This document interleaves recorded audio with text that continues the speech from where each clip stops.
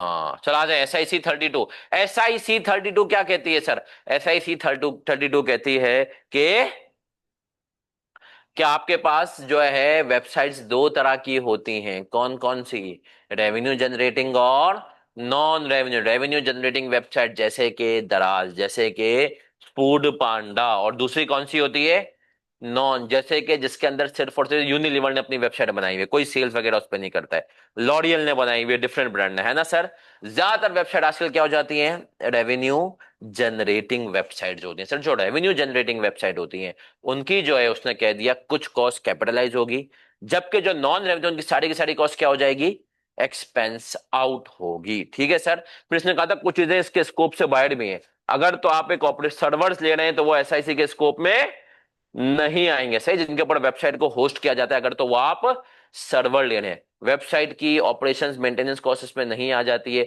Server के साथ अगर आप सर्वर का ऑपरेटिंग सिस्टम ले रहे हैं तो वो भी इसमें नहीं आएगा। एक और इंपॉर्टेंट चीज मुझे यहां पर आई, याद आई, 38 के रेफरेंस से। सर हमने कहा कि आपके पास एक ऐसा हार्डवेयर है जो कि जो है सॉफ्टवेयर के बगैर नहीं चल सकता, जैसे कि ये AC है। क्या है? तो देखा जाए तो AC में भी आपके पास सॉफ्टवेयर है, लेकिन ये सॉफ्टवेयर को मैं हार्डवेयर से अलग नहीं कर सकता, तो ये हार्डवेयर की कॉस्ट का हिस्सा होगा।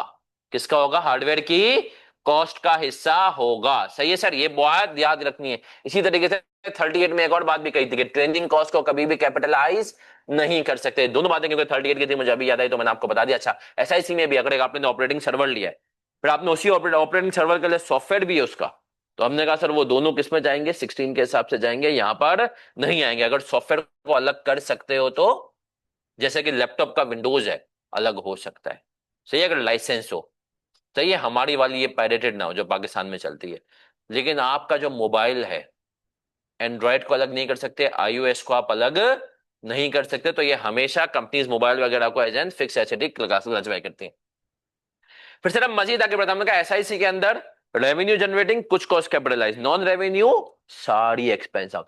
रेवेन्यू जनरेटिंग की भी कौन सी कॉस्ट कैपिटलाइज होगी? हमने कह दिया कि sir first time content development, graphic designing, domain names, coding. सही है सर, ये सब चीजें फर्स्ट टाइम वाली को आप क्या करते हैं?